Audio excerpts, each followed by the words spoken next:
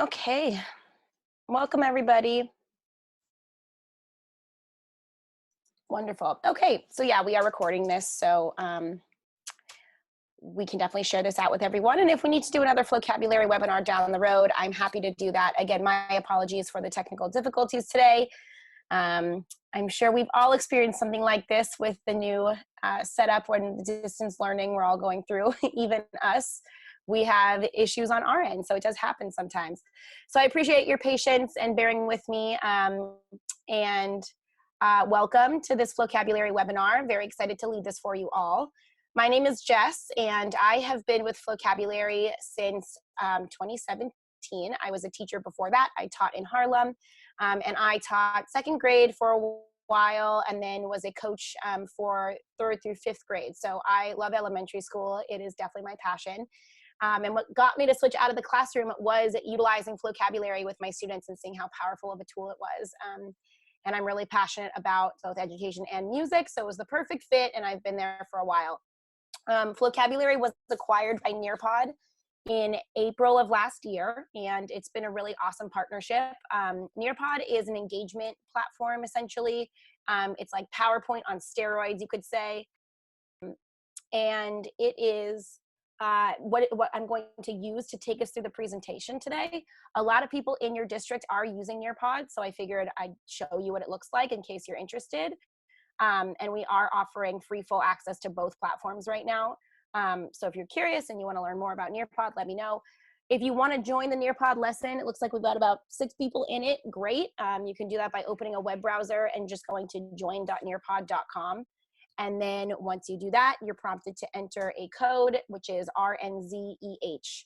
And then we're going to be talking only about vocabulary, but you will get to see kind of the interactive activities through the Nearpod side. And then I will take us through the actual vocabulary platform as well. I will make sure to show you the different content that exists on the site. I'll show you how it is to create classes and add students to those, and make assignments as well. So you'll get to see a lot. And if we need to go over the 3 o'clock time and you're able to stay, I'm happy to stick around. And then we'll do any questions and answers that are needed as well. So great. Okay, so let's jump in and get started here. Let me just close all my windows. Wonderful. So I just kind of went through this. We're going to talk about what vocabulary is, how to look for lessons, how to create accounts and add students in classes, and then how you can look at data. And so for those of you that are in this lesson, if you can let me know how familiar you are with vocabulary, this will help me get a sense of where everybody is. I know that not everybody's in this Nearpod lesson, but that's okay. Just give me a sense of where you all are. If you're brand new to Flocab, if you've used it before, okay, great. So it looks like most people have at least used it and are relatively familiar. So as I go through this, what I'll do is point out some of the newer things and updates on the vocabulary side, and talk about how those can be used for distance learning specifically. And then I will leave a larger chunk of question and answer time, since it sounds like most of you are already Flocab pros. All right, let's get moving here. So you all know, I'm sure, that our mission with Flocabulary is to bring joy and achievement to every classroom. And we do that through music. And so we teach rigorous content through hip hop and rap music. We know that engagement and achievement increase when students' interests are respected and reflected in the classroom. And so you really get to that culturally responsive teaching aspect when it comes to using hip hop and rap. We use the rap genre for a number of different reasons. Word scheme, the rhyme scheme, I should say, actually, word count, etc. And then it's a really popular genre worldwide, so it's something that students really resonate with. All of our lessons are standards aligned, as I'm sure you've all seen and know. It's great for elementary school. And it all has a focus on teaching vocabulary as well. So those tier 2 and tier 3 words are what we really focus on and are a common thread throughout the platform. And so I'm going to show off a lot of the lesson features that can be assigned that go along with the videos. And it's possible maybe you don't know everything that Flocabulary offers, and that does exist on the platform itself. So we'll get to that. Here is some data about the popularity of hip hop and rap worldwide, according to Spotify. So you can see that it is the most popular genre worldwide. and something that really engages students and that they can resonate with. We're going to skip over this Atlanta Public Schools video. It is an awesome video, so when you get the chance, I would suggest watching it. It just gives some fun real life examples of district using it from K to 12, but we'll skip over that for now. And we are going to go ahead and walk through a lesson. So this is the fossils lesson. It's one of my favorites, and I'll let us watch just a couple seconds of the video so you can get a sense of what it's like, and then we'll go into the lesson sequence itself.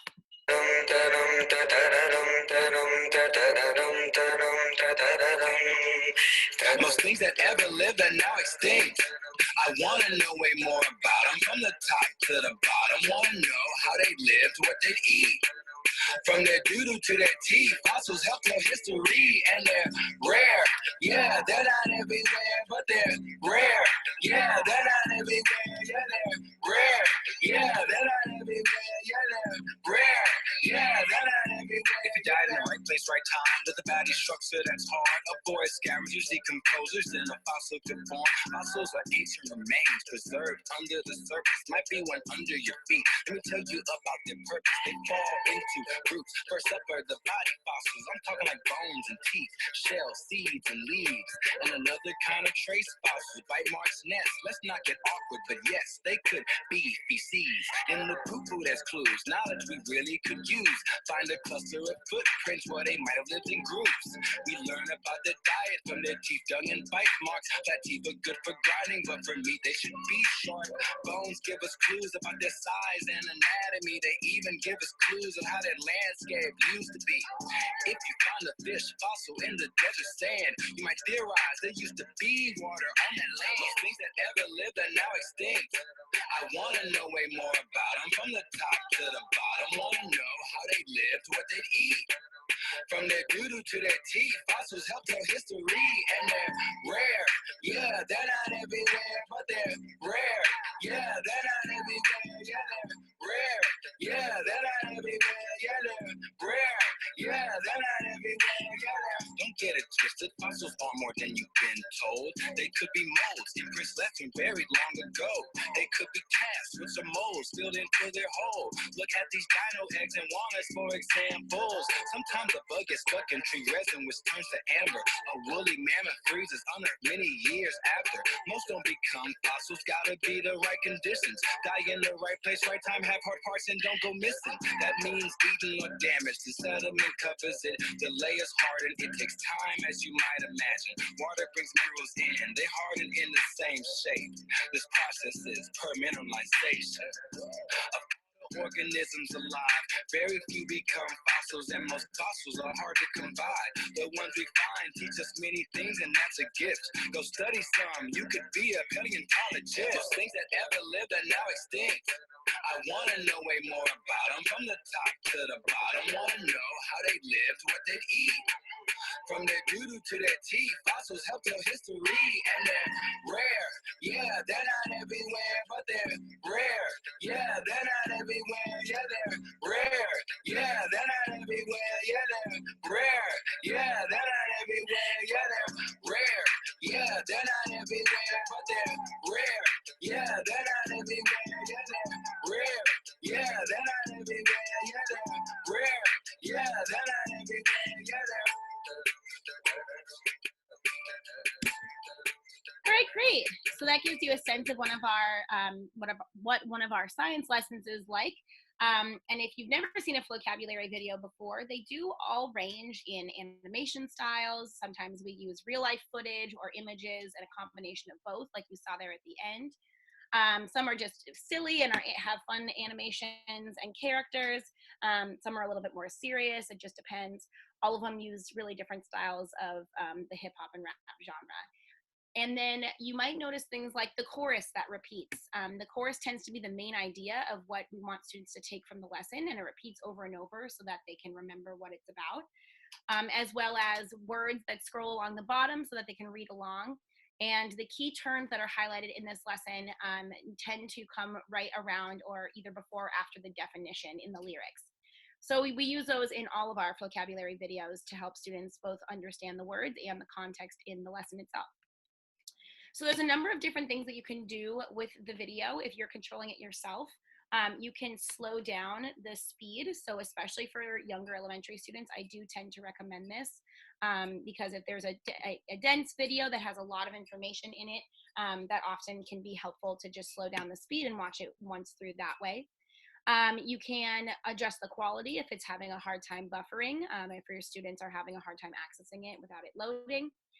You can look at the lyrics themselves and play the song, and it'll play through while they read along. Anytime you see one of these words in blue, that's going to key that it's a key term and connect with the vocab cards, which we'll get to in just a second. And then one final thing on the video that I always like to point out, even people who have been using Flocab for a long time tend to miss this, but the Disgust mode is really awesome. If you turn this on down here, you can see that the Disgust feature comes on, and from there you can either play it from the start, or you can skip to the first question, and it'll stop with these little yellow bubbles and ask a preloaded question to help students think a little bit more critically about what they just saw in the video. So if you're leading this live with your students, you can do a group conversation, have them write down notes in a doc or in their notebooks, maybe share with a family member at home. Disgust mode is available from the teacher side of things when you're leading a lesson. So if you're not using a video conferencing tool with your students, this might be something you hold off until you're with your students live or in the classroom.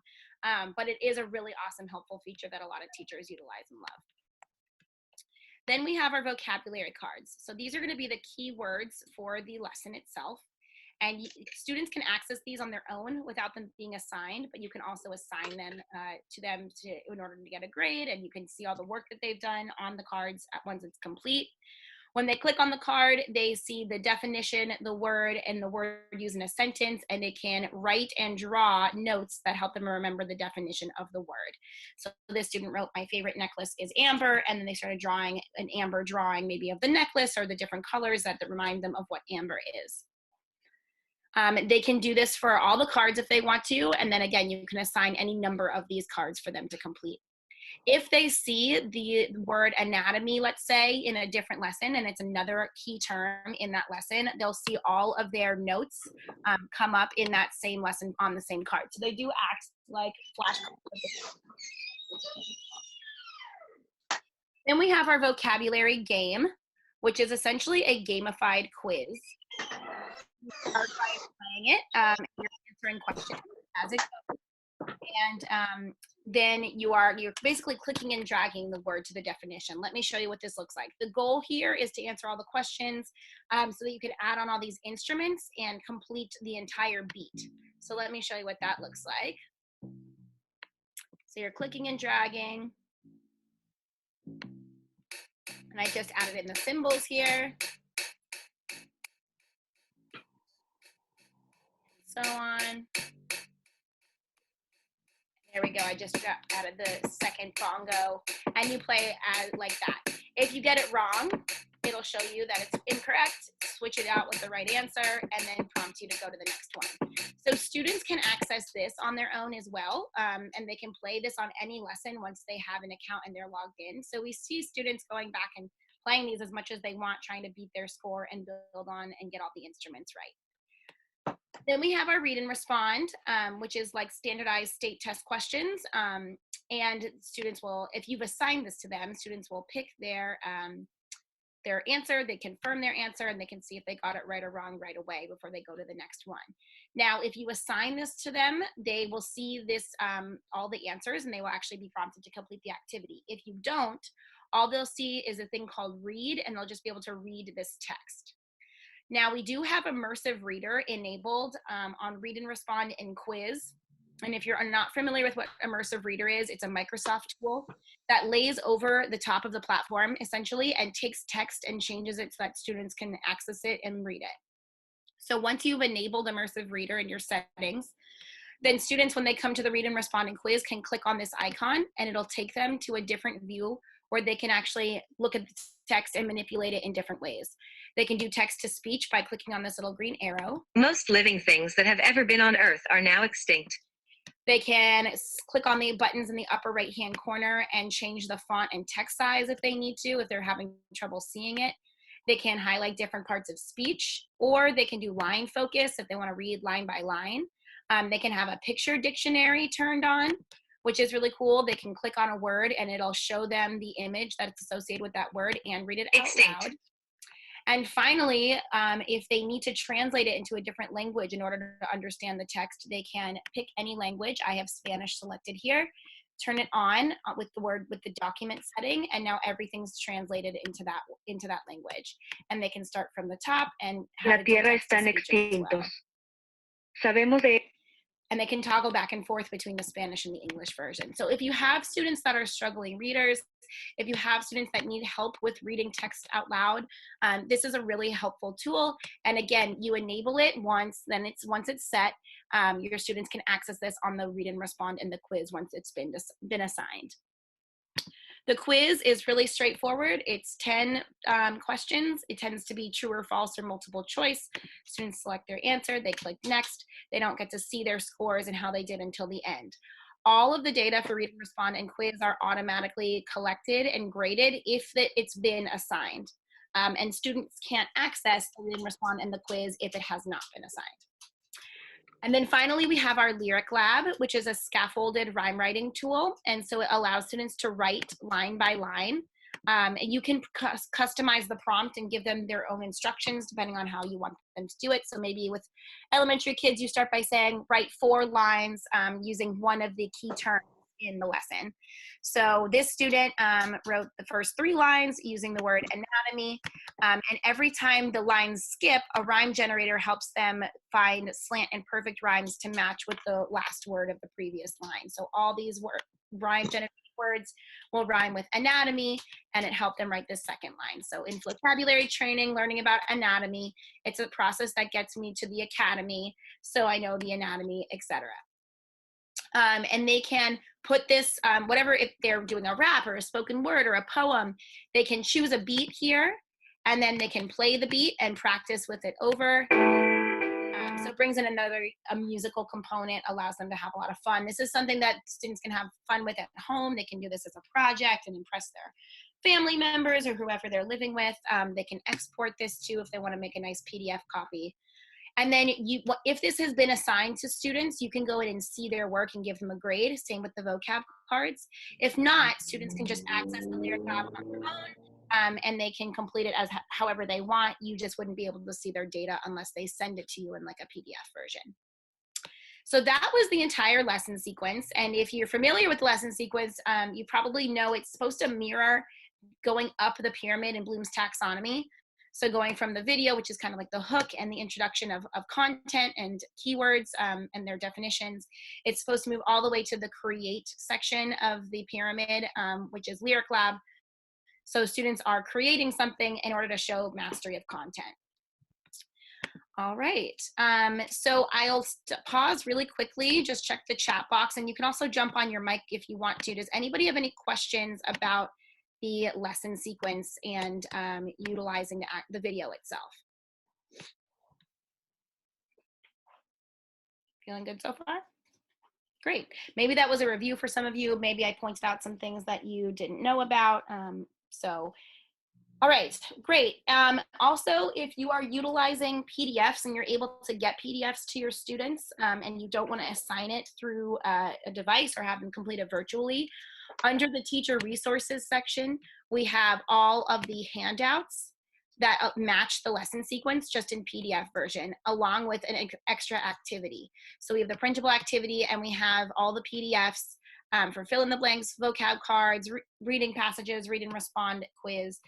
Everything that is in the lesson sequence that can be a PDF is available there for you to send your students as well. All right, and then the standards will always be here too for whatever it matches with. Cool. Okay, so I'm going to take us back to the Flocabulary homepage. We're in this Nearpod Live lesson. I'm going to keep us scrolling here. And as you can see, I want to make sure that you can be logged into your account. If you have never logged into your Flocab account, you can put that in the chat box. We can help you with that. I think it's with your your Woodbridge district credentials, if I remember correctly. So if you need to create an account, please do so. And once you're logged in, you will see something like this. All right, so this is the Flocabulary logged in homepage. I've switched out of the Nearpod lesson and into the Flocabulary platform. The fossils lesson was embedded in the Nearpod lesson. You can do that if you have both.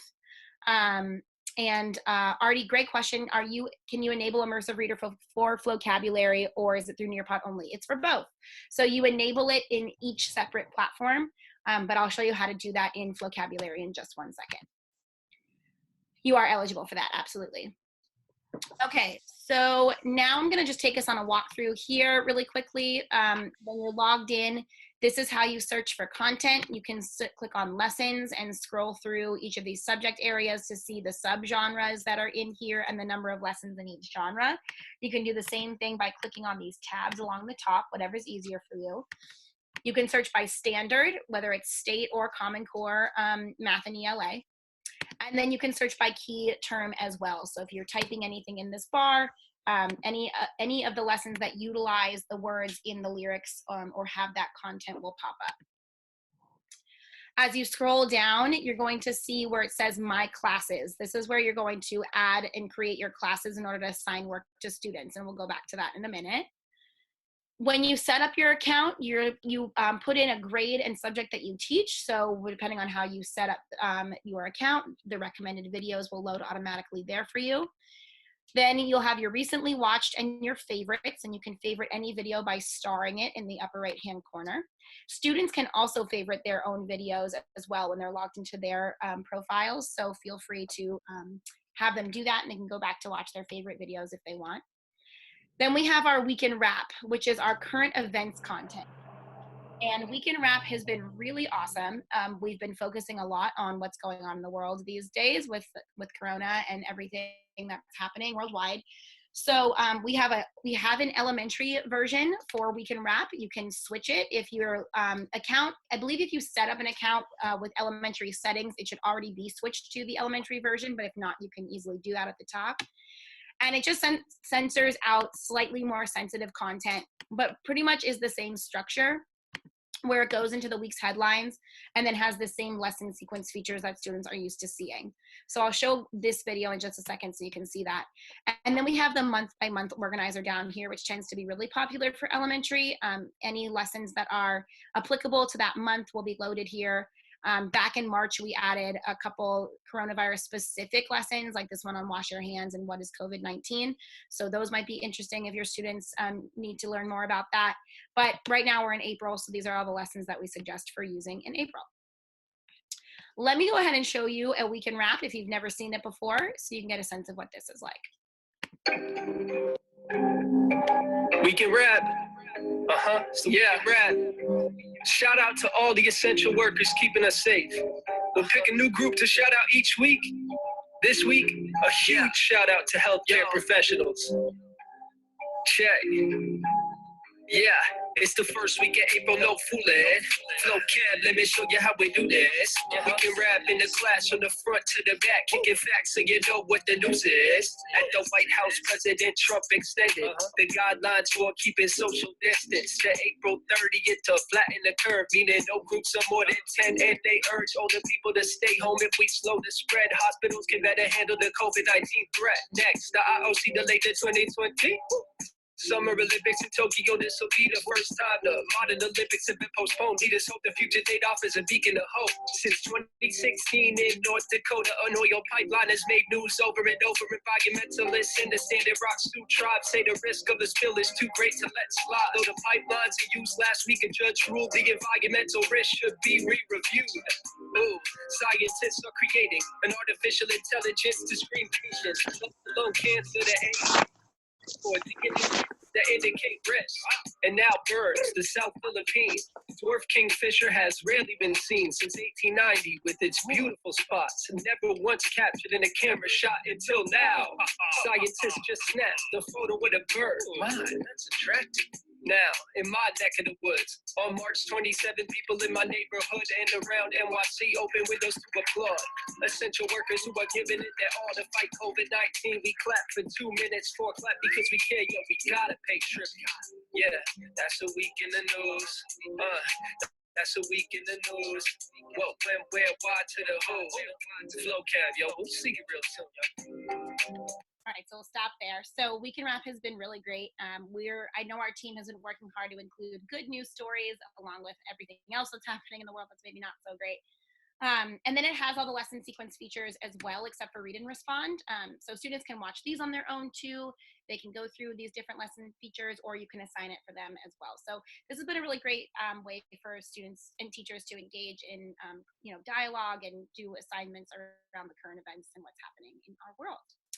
Going back to the Flocabulary homepage now, I'll pause again. We just walked through all the ways to look for content, all of the logged in homepage features, and everything on a lesson page itself when we looked at the fossils lesson. So I'll pause for a second. Somebody asked a question about world language and translating into another language. So you can't create your own lessons in Flocabulary like you can in Nearpod. And the only truly bilingual lesson that we currently have is the Frida Kahlo lesson, which is in half English, half Spanish. Frida Kahlo and self-expression. If you have never seen it, it's a beautiful video. It might not be for younger grades. We recommend 6 to 12 just because it does contain some content that might be a little bit too mature for them. But this is currently the only video that is truly bilingual. However, on any of these lessons, you can utilize Immersive Reader to translate the text into any language. That's the only place really that translation can happen. So you could, with your students, just assign the video and then assign the read and respond and quiz and have them use the Immersive Reader. But there's no way to hide the English. They would have to translate it to the other language on their own. We have been asked by a lot of people to extend our content into other languages. I know our team is working on that. We've had to put a little bit of a pause on creating brand new content, except for like the Week in Rap and all those things because of everything that we're going through right now. But we are planning to extend videos that you can also access through Nearpod that go beyond just rap music and are also in just regular dialogue, that are still really engaging, use music in different ways, but they're going to be more spoken. And I know that they're trying to add on a lot of like upper grade content for that and content in other languages. So keep checking back if you are curious about finding additional content in the future. Okay, great. Now we will go ahead and talk about adding classes if you haven't done so already. So you need to go to My Classes here in order to create classes and add your students. Now, I don't know if you all use, I forget if you use Google Classroom, but Google Classroom is the easiest way to create classes and just transfer everything from your rosters in. So you can access My Classes either at the top here or from the My Classes tab. And I'll take you to a page that looks like this. So if you are using Google Classroom, you can import a class and it'll just transfer everything you have already set up in your Google Classroom into Flocabulary. It's really easy. You can even make edits to your rosters in Google Classroom. It'll sync after a day. It takes about 24 hours to sync. And so once you've imported your class, all your students have to do is go to flocabulary.com and log in with their Google account, and they'll be taken directly into Flocabulary and see any assignments you've given them. If you don't use Google Classroom, it's a little bit of it's a couple extra steps in the process. So you would have to create a class, which is okay, it's easy to do, but if you use Google Classroom, it's 1,000 times easier. If not, then you're going to create a class manually by putting in the name of the class, the grade, and the subject area. Here you can turn on Immersive Reader just for that class, but I'll also show you where to enable it for everything on the platform. And then you would create the new class. Once a class is created, it's going to look like this. So Miss Joseph's ELA period 6. It's going to generate this class code that's specific to that class. Then you have to have students join the class with this code. So what they do in that scenario is they go to flocabulary.com. They click on Join Class. and then they enter that class code. So let me copy this. You would have to send them this class code somehow. So whether it's through email or text or however you're communicating with your students, they'd have to have a copy of this code. Then they go to flocabulary.com, say join a class, and enter in that code. Then they press submit. They either log into their Flocabulary account if they already have it, or they create a new one, and then they can put in their username and password. Let me show you what it's like to create a new account. We've been telling people to just do whatever they'll remember, but it does have to be unique. So a lot of people have been doing first and last name. I'll just say J Laub, which is my maiden name, and then I'll come up with any password. I'm just saying test.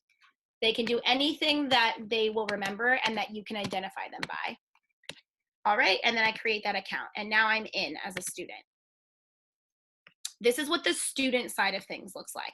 Okay, so I'm logged in to my account as a student, and now I'm seeing the assignments coming through here. So these are the assignments my teacher has given to me. I can say go to lesson, and I'm prompted to watch the video and do the vocab cards for this lesson.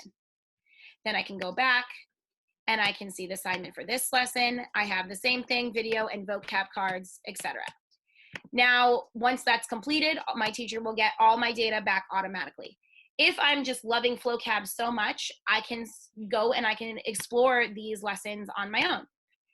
Maybe I want to say watch managing frustration, or I don't know about what is race for elementary. I guess it's K to 5, but I don't know if they'll gravitate towards that on their own. Maybe needs and wants, etc. They can go into any one of these tiles and explore it. If it's elementary, there will be an elementary filter turned on so that they can't have access to videos like the Holocaust or like 9/11, but they have access to pretty much everything else.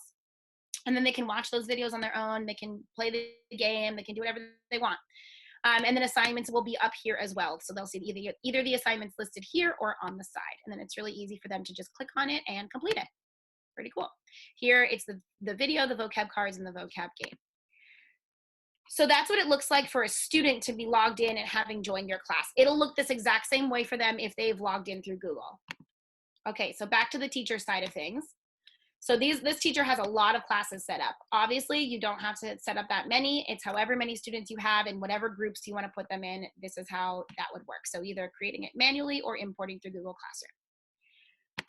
Then when it comes to assigning content for them to complete, I, as the teacher, I'm looking through these lessons, and maybe I want to assign math skills for grades 2 to 6. Okay, I'll let you watch just a sample of this one too. You know, maps are pretty cool. They can tell us what something looks like, how to get somewhere, can give us information about places and people. You know, a map is kind of like a book. You need to know how to read it, or it doesn't make sense. But it's not that hard. Just get it, yeah. People ask me, what's a map? A map is a drawing or a photograph that shows us any place from above. It's a bird's eye view that I love. You can map any place, small or huge. Here's a map of the world, and here's a map of my room. Political maps have the borders of countries. There's the US, there's Canada, trust me. Maps color countries so they're easy to see. And they have labels where the cities would be. All right, cool. So that's just a little sample of math skills. I love that video. Okay, so let's say I've decided, yes, this is something that I want to assign my maybe 3rd graders. These are the vocabulary words for this lesson. So now I've watched the video, I've previewed this, and I say, okay, I do want to assign this to one of my classes. So I'm going to click on assign, and then I can choose the class that I want to assign this to. So if I click on Ms. Joseph's ELA period 3 class, I can see that there's 7 students in that class. And so I can decide to assign the activities to the entire class, or I can pick and choose the students in that class to assign it to. So maybe I'm only doing half of them, or I'm going to do this in smaller groups, assign some things to some of the class and some things to the other part of the class, or maybe everyone. It just depends on what you want. And then I select the activities and the dates. So from here, I can assign the video, the vocab cards, and pick which cards I want them to do, if not all of them. The vocab game, the read and respond, the quiz, and the lyric lab, and I can customize my instructions here. Pretty straightforward. Then I can do a visible date, and I can do a due date if I want to make it due at a certain time or make it visible to them starting on a certain day. Now, this class was created through Google Classroom. So I can turn on sharing assignments to Google Classroom, and then the students can access the assignments directly in their Google Classroom. They don't even have to log into their Flocabulary account. So if you are using Google Classroom, again, it makes it really easy to just share an assignment to Google Classroom. Then I create this assignment, and it's actually going to go through Google Classroom. So I'm not going to do that right now, but it will, yeah. So I don't have my Google Classroom turned on right now, but it'll just take it directly into Google Classroom. If not, it'll just say assignment has been created. And then I'll see a bar at the top of this lesson where the assignment was created.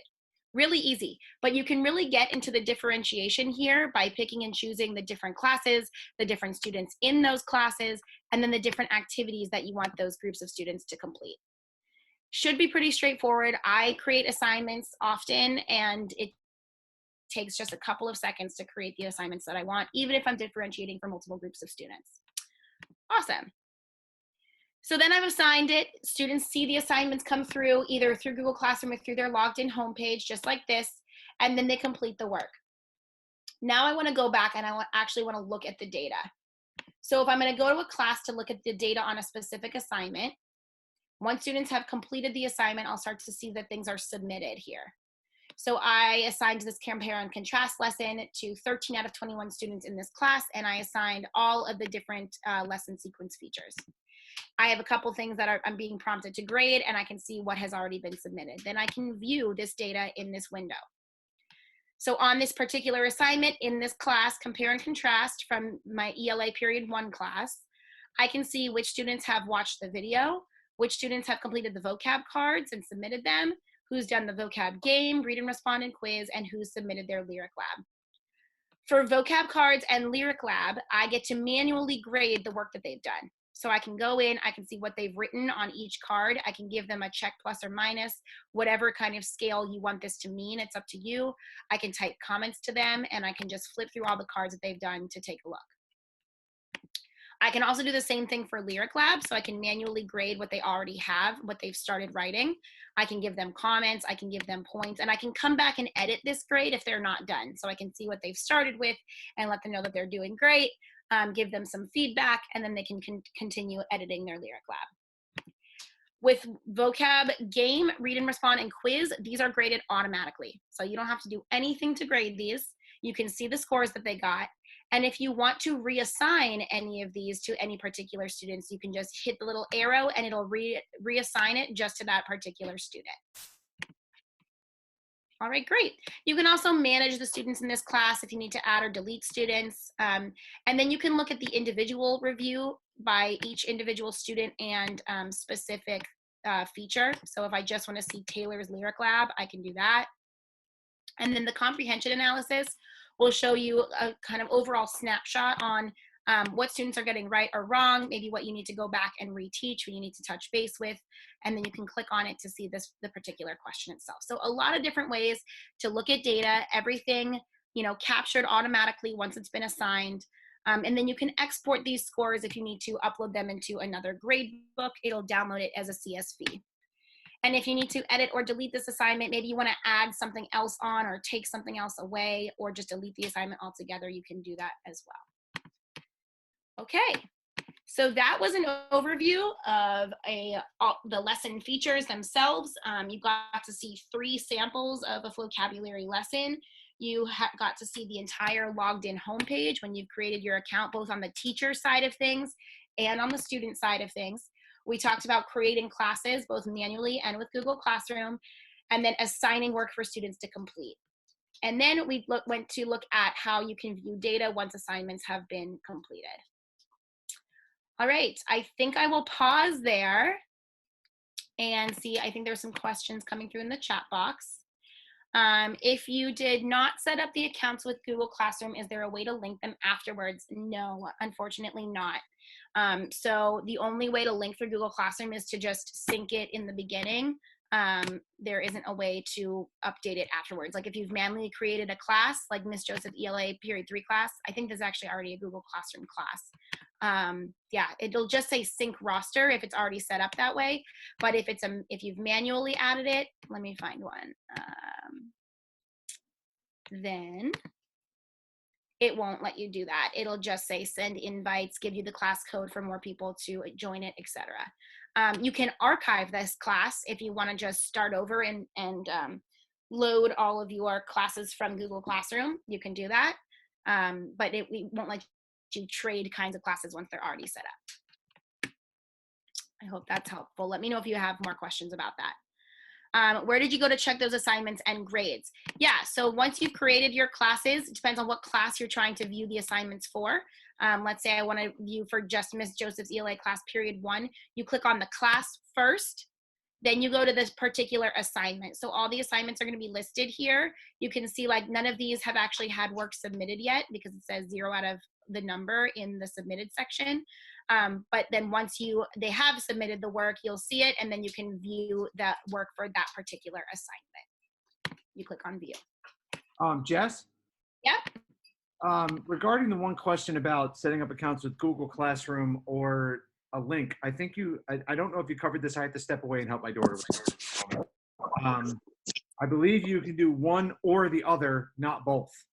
Yeah, so you can do. I just don't know if you mentioned that because I actually ran into that problem, so I wanted to make sure people were aware. Yeah, so you want to make sure, I mean, you can, like if you've already created classes manually, but now you want to transfer your Google Classroom rosters, you can just archive the classes you've already created and transfer over the rosters from Google, but you just can't switch the type once they've already been created. We also have had minor issue with every once in a while when a student first goes in, they accidentally create a teacher account, and the student can't be a teacher and be in another teacher's class. So that would, if you're seeing students that are saying that, you want to email Flocabulary and give them the Google account so they could switch it back to a student account. Yeah, that's a good point. Thank you for adding that in.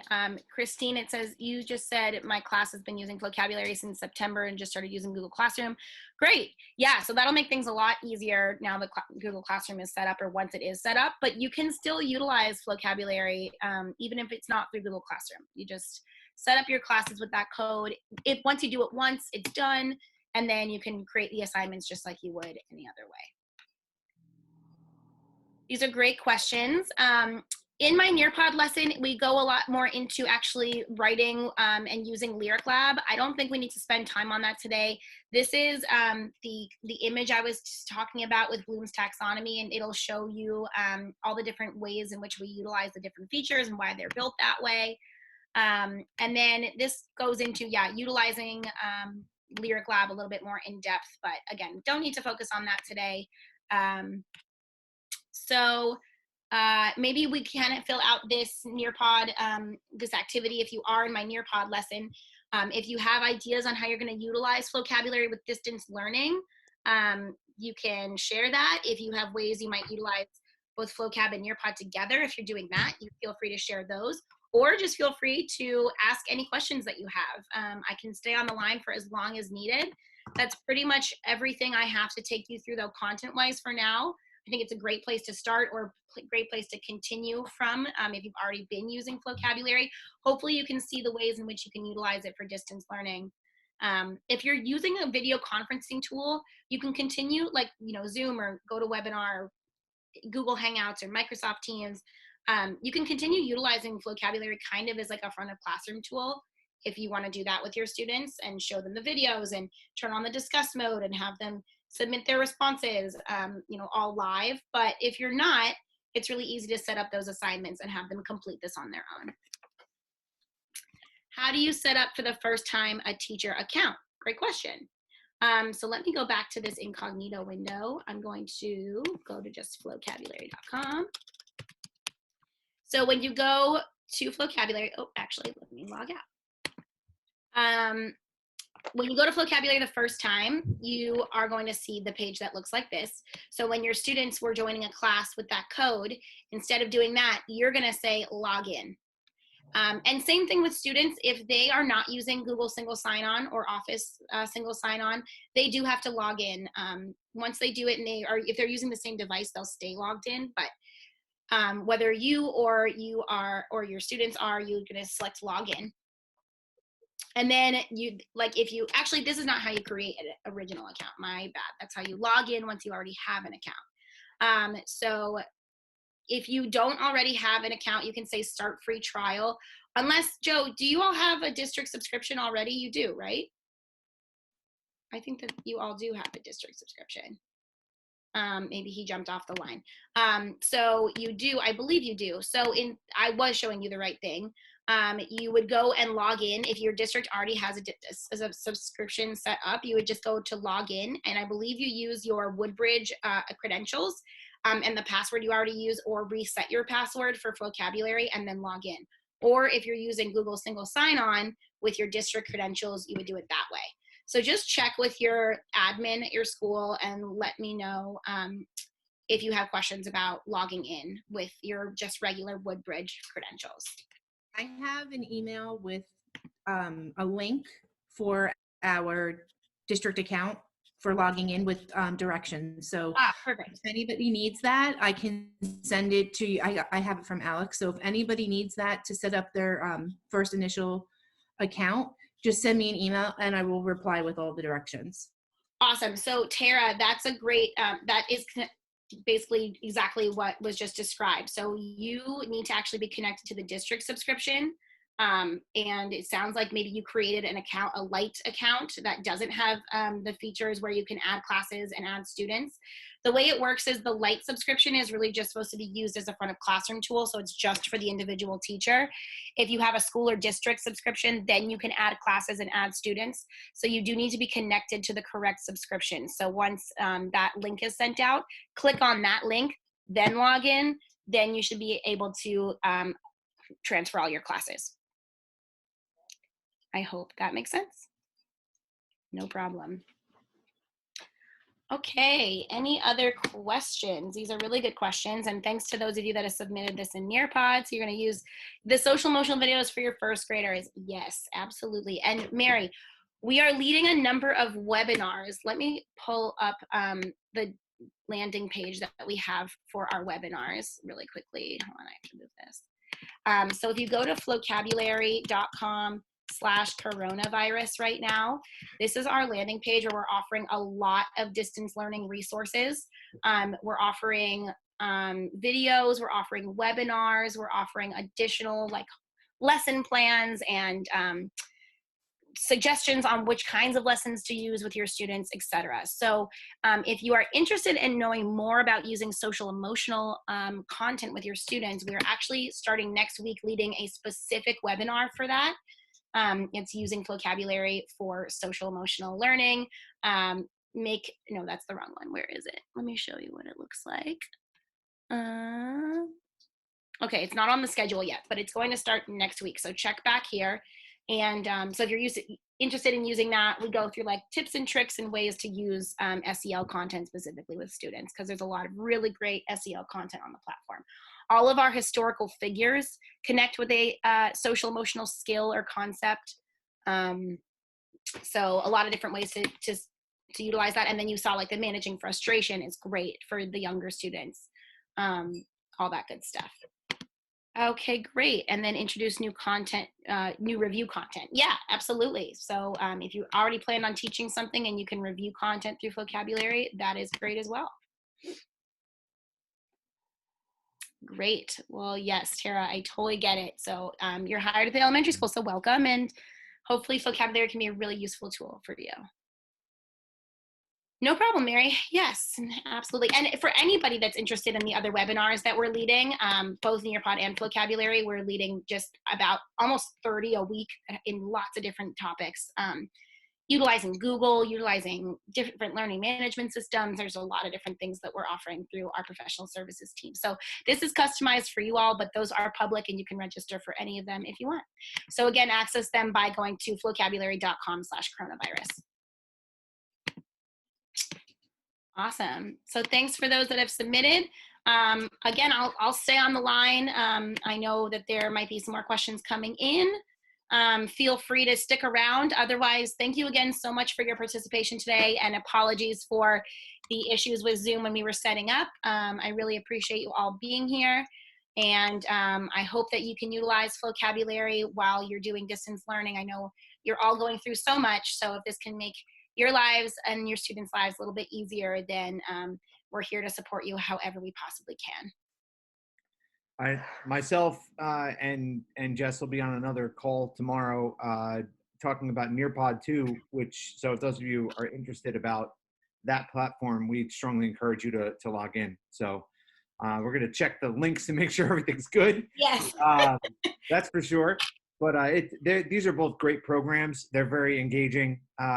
They really hit the mark with students. And the cool thing about them is that you really can't overuse them because there's so much content. There's really a lot of different things that you can do with it, especially for the elementary school classroom. So you also have some Flocabulary MCs in districts. I know Jackie Werner is one. She is a champion of Flocabulary, so feel free to reach out to her. Information to contact her is on the elementary school site. And thank you so much to you, Joe, for helping out and being here on this webinar. It's been great. No problem. Thank you to everybody who also helped. I know there was a few people that even answered questions and helped monitor the chat box. So thank you so much for that. Yes, full disclosure, I was having a plumbing issue in my basement today and I wasn't going to be on this call. So I did have to step away and try to fix something. So I apologize for not being there for the whole thing. But no, you came to my rescue. So thank you so much for doing that. It's okay. It's no problem. All right. Does anybody have any last minute questions? I know that the recording is going to be sent out since I wasn't the one who started the recording. I think, Joe, you'll have a copy of the recording if you want. Yeah, the recording, I'll send it to Danielle Adace to put on the elementary school site as soon as possible. As soon as quickly as YouTube allows me to edit it, I will put it up there. Wonderful. Thank you so much.